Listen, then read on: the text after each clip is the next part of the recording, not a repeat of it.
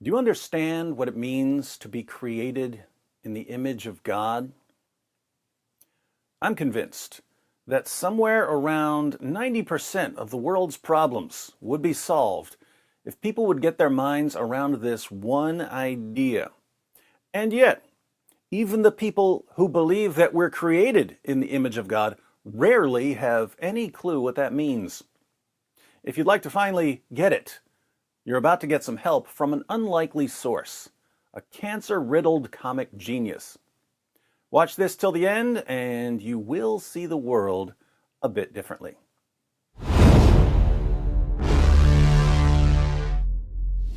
Back in September, comedian Norm MacDonald lost his battle with cancer. Oh wait, I forgot. I'm not supposed to say that. See, in the old days, a man could just get sick and die, Now, they have to wage a battle. And the reason I don't like it is because in the old days, they go, hey, that old man died. Now, they go, hey, he lost his battle. That's no way to end your life, What a loser that guy was. Last thing he did was lose. So what should we say when someone dies of cancer? And I'm pretty sure, I'm not a doctor, but I'm pretty sure, if you die, the cancer also dies at exactly the same time. So that, to me, is not a loss, that's a draw. That's a, what I mean? Comedian Norm MacDonald waged an epic 9-year battle with cancer and fought cancer to a draw. That does sound better. But I'll tell you, the more I hear about cancer, the more I don't care for it. I've been watching Norm MacDonald for years, and when he died, I ended up watching a bunch of clips of him on YouTube. Of course, when you start watching videos on a certain topic on YouTube, what does YouTube do? It recommends a bunch of other videos on the same topic. So for weeks, YouTube was giving me more and more Norm MacDonald videos to watch. Eventually, I watched some videos, usually audio only from podcasts, where Norm talked seriously about God, Jesus, the Bible, Christianity, Judaism, the soul, things like that. And it's interesting to hear him talk seriously because usually if the topic of religion would come up during an interview, he'd go into comedian mode. When he was being serious, sometimes he would say that he's a Christian, other times it sounded like he was closer to Judaism. Still other times he would claim to be some sort of generic theist. Part of the reason for the shifting positions was his methodology. Norm was a fan of intuition. Certain things seemed true to him based on a feeling, an instinct, a hunch, some sense of the way the world is that wasn't based on reasoning. Then he would reason based on his intuitions, and he would lean towards whatever position fit his intuitions best. Let's go through an example of his reasoning process. Norm said he always had an intuition that a personal God exists. I just have an intuition that there's a God. When I say God, I don't mean like a force or something. I mean an actual personage. I just have this intuition that there is one. Like I've always had it. But he wasn't impressed with the information you might find in gospel tracts. Everything I've read from religious tracts or stuff all seem like insane to me. So I haven't really found one, but although I will say this: of all the religions, I like Judaism and I like Christianity. Now that's strange. When someone gave him a pitch for Judaism or Christianity in a religious tract, it sounded insane to him. And yet, he said he liked Judaism and Christianity. What was going on here? Well, Norm had an intuition about man, and Judaism and Christianity fit his intuition better than other ideologies did. His intuition was that human beings are a kind of paradox, and that somehow we're simultaneously something spectacular and divine and something horrible and depraved. But it's easy to emphasize either the spectacular and divine aspect or the horrible and depraved aspect. there are some people that believe that like man is divine, like kind of a hippie idea, that we are all like beautiful creatures. So anyways, I can't believe that because I know my own heart, and I know that's not true. Why are there people who think of human beings as divine, sometimes even as gods and goddesses temporarily trapped in human bodies? Well, there's obviously a radical difference between human beings and other animals. We have a constantly expanding control over nature. We have an aesthetic sense that gives rise to art and music.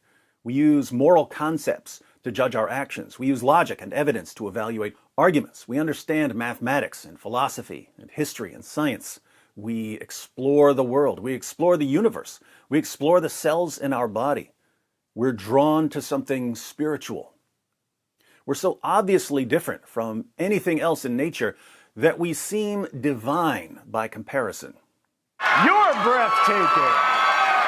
You're all breathtaking. There's only one problem. Most of us know ourselves well enough to know that we really, really suck. So, enough of all this unleash your inner goddess nonsense. We're terrible. And this leads to a completely different understanding of human nature. And then like other people believe like we're wretched, like the cynics, you know, or the atheists or whatever would believe that we're all just wretched, like nothingness, you know, we're just animals, just creatures. So I can't believe that. That doesn't make any sense. You know, that we're just beasts. Why are there people who think of human beings as mere animals, mere beasts? Apart from obvious biological similarities, the simple fact is that human beings often act like beasts.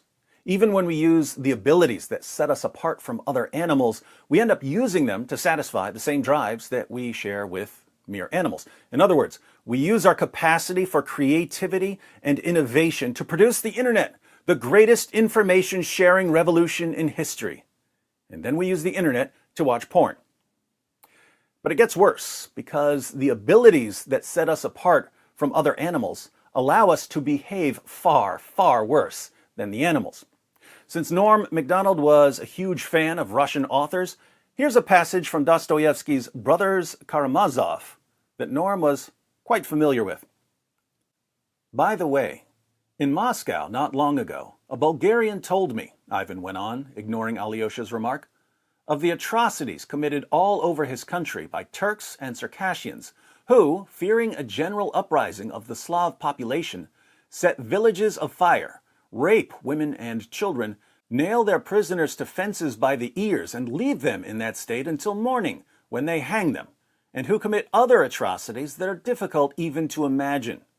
People often describe such human cruelty as bestial, but that's, of course, unfair to animals, for no beast could ever be as cruel as man. I mean, as refinedly and artistically cruel. The tiger simply gnaws and tears his victim to pieces because that's all he knows. It would never occur to a tiger to nail people to fences by their ears, even if he were able to do it. Those Turks, by the way, seem to derive a voluptuous pleasure from torturing children.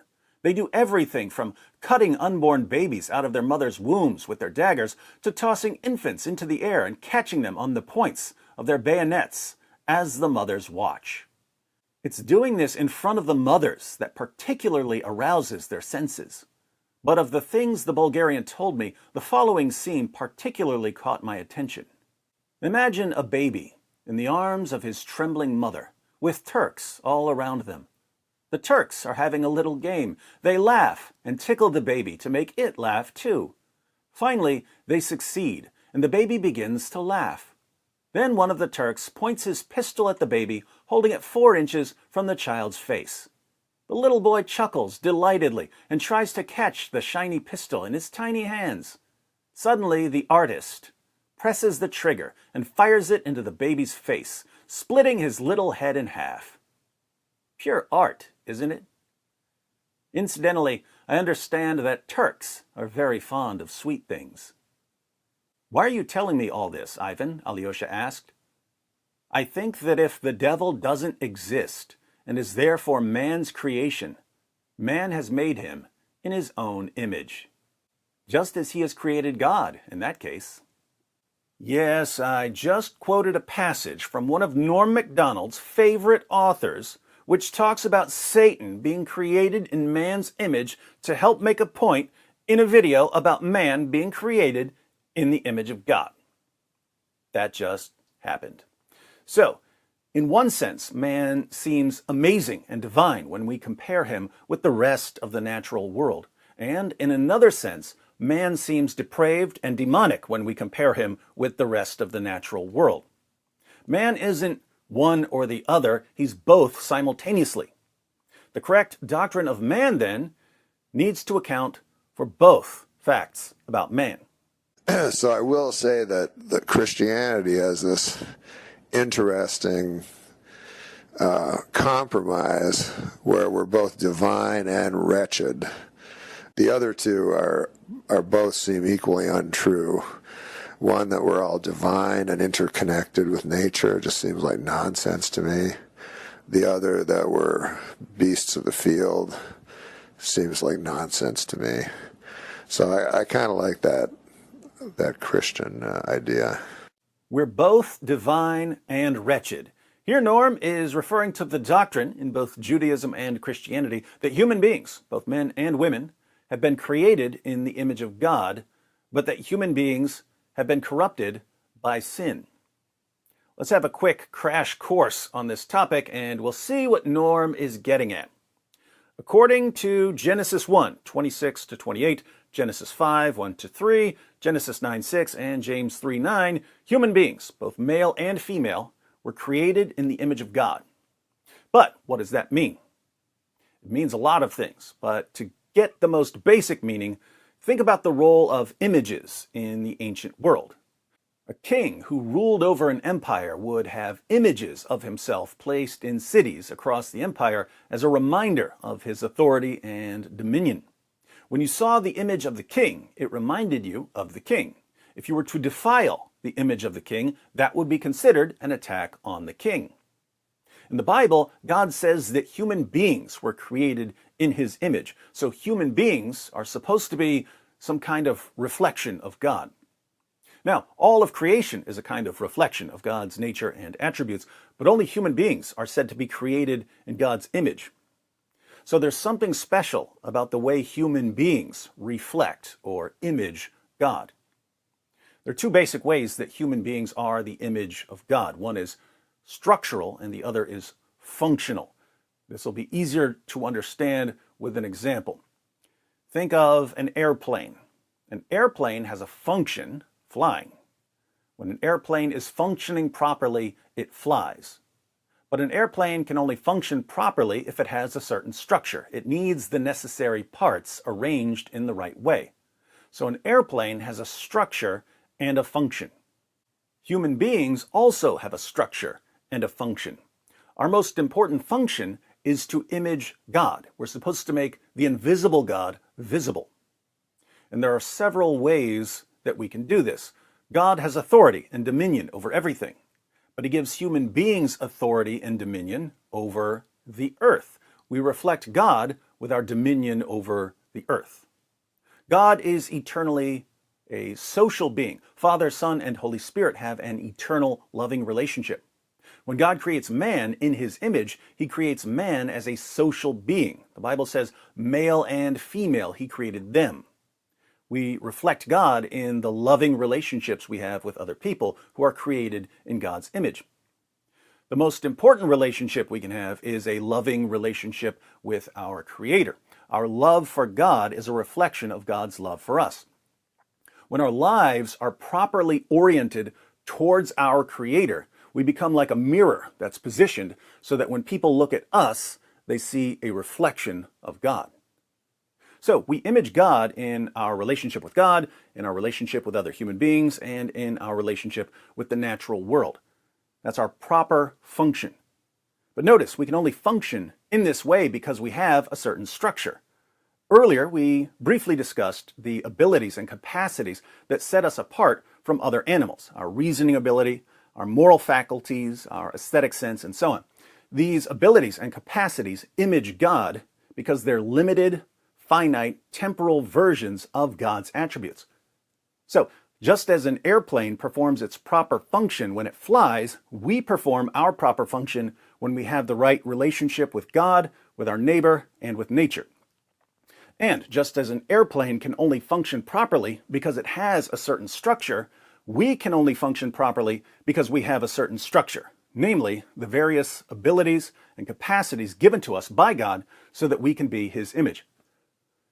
Now, that makes us sound like some amazing creatures. We can see why some people are convinced that we're divine. Why are we simultaneously wretched, as Norm says? Well, when human beings fall into sin and rebellion, we take the abilities and capacities that God gave us so that we can be His image, and we use them to insult God and to degrade His image, other human beings, and ourselves.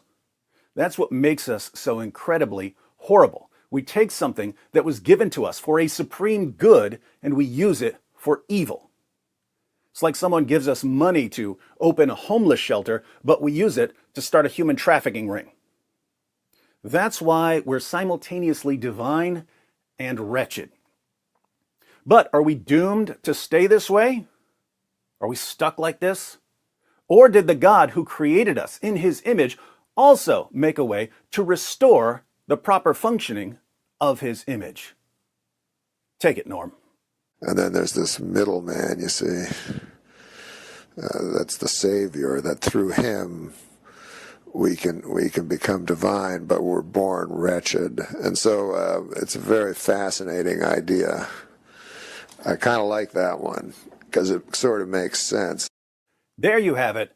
The Gospel according to Norm MacDonald. I like that one too, Norm. So, God creates us with certain abilities and capacities, a certain structure, so that we can image God properly, so that we can make the invisible God visible on earth. But we use those abilities and capacities for everything but imaging God properly. We use those abilities and capacities to try to keep God invisible on earth. But Christ, the perfect image of God, the one who truly made God visible on earth, restores our relationship with God. And by looking to Christ and imitating Christ, we grow in our ability to image God until we're no longer the image of God only in structure, but also in function. This has been affecting my view of the world since the day I became a Christian. To see how, just think about comedians as an example. Comedians can only do comedy because they have abilities given to them by God. But they can use those abilities for anything they want. They can use those abilities for outright blasphemy. The stand-up of Sam Kinison is a good example here. Tons of mockery of Jesus and the Bible. But in using the abilities given to them by God, in using their intellect and wit and artistic sensibility, even in using their ability to speak, which is also given by God, they're still imaging God, even if they're mocking God or degrading His image. When we use the abilities that make us like God in limited, finite, temporal ways, we image God. We may image God in a defective way, but we still image God. Absorb this idea and you start to see God everywhere. Not because everything is God, that would be pantheism, but because everything reflects God in some way. Nothing as much as man does, and no man as much as Christ does.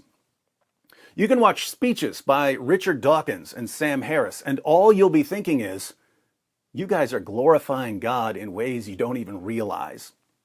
You can watch an episode of South Park or a Quentin Tarantino movie, and every time you see the work of a creative genius, you understand that the genius himself is the work of an even greater genius. You can go on Twitter and see the endless bickering as people try to demonstrate their worth to their group by attacking the right people, and all you see is God. All people image God. They just image Him in defective ways. But once you understand the ways in which they're defective, you just see the image. Of course, it's much better when someone is imaging God properly, even if it's only for a few minutes of a podcast.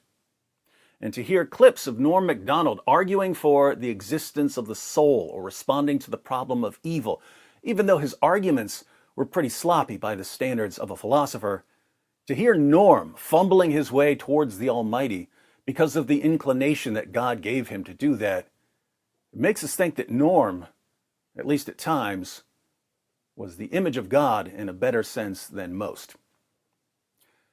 I'd like to image God in some videos. How are you going to image God today?